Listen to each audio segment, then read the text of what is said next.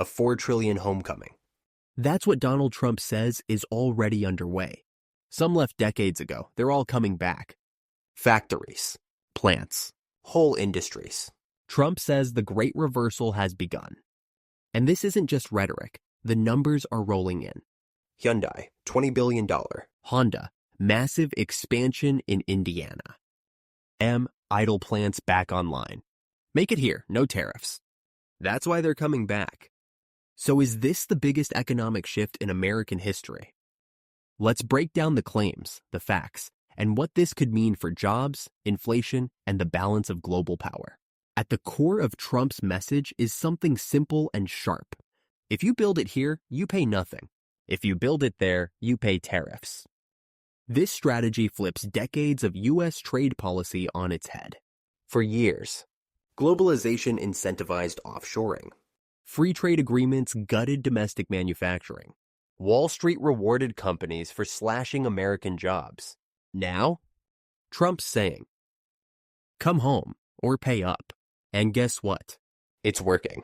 Trump says the U.S. is witnessing a transformation like the world has never seen.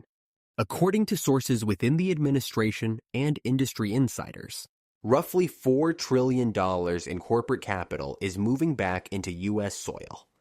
This includes onshoring, plant construction, and long-term contracts. Some companies left 40 years ago, and they're now setting up shop in states like Texas, Louisiana, Indiana, Georgia, Ohio.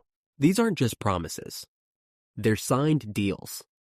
Let's start with Hyundai. They just announced a $20 billion investment in U.S. operations, including a $5 billion steel plant in Louisiana, EV and battery manufacturing facilities in the Southeast, partnerships with domestic suppliers to onshore their supply chain. This is what America First industrial policy looks like in the real world. Not slogans. Factories. Honda, once the poster child of Japanese offshore manufacturing, is now doubling down in the Midwest. Their Indiana operations will expand EV production, integrate U.S.-made chips, add over 1,000 jobs in Phase 1 alone. Why the shift? The incentives are clearer. The tariffs are real. And the supply chain chaos of the pandemic changed everything. Translation? Trump was right. Remember those abandoned GM plants? Rusting in Michigan. Silent in Ohio. Well, now they're coming back online with upgrades, rehires, and high-tech transformations. The new Trump policies are penalizing imports, rewarding domestic producers, offering zero tax incentives unless you manufacture in America. It's harsh, it's direct, and it's driving results. Trump didn't hold back on Biden's CHIPS Act. They're rewarding billion-dollar companies with no incentive to produce in the U.S. Under the CHIPS program, companies like Intel and TSMC get subsidies, but there's little enforcement that those chips are made here. Loopholes allow for outsourcing and re-exporting. Trump's model is cleaner. No tariff if you build here. High tariff if you don't. No need for lobbyists. Just play by the rules or get hit. Trump says, there will never have been a transformation of a country like what is happening in the U.S. now. Is he exaggerating? Let's check the scoreboard. Manufacturing employment is at a 20-year high. Onshoring projects have doubled since 2021. Over $1 trillion in announced private sector investments. Semiconductor production up 35%. Foreign companies, from Korea to Germany, are choosing the U.S. over China. If this isn't a transformation, what is? This isn't just about jobs. It's about sovereignty. Every factory that comes back means less dependency on China, fewer supply chain choke points, more control over critical materials like steel, lithium, and rare earths. And with global tensions rising, from Taiwan to the Middle East, this reindustrialization is about survival.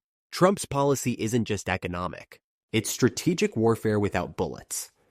What we're witnessing is the first real break from the post-World War II globalist order. For 50 years, politicians said, let the market decide. Trump says, let America decide.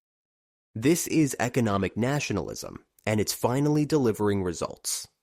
You don't need a central bank. You don't need IMF loans. You need factories, workers, and enforcement. That's the new doctrine. And it's spreading. Trump's not playing small ball. He's saying, we're not just fixing the economy, we're rebuilding a civilization. If he's right, we may be watching the return of U.S. industrial supremacy, The collapse of the global outsourcing model.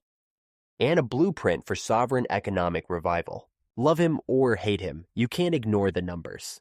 4 trillion is talking. Is this the revival America needed? Will Trump's no tariff for onshoring strategy reshape the global economy?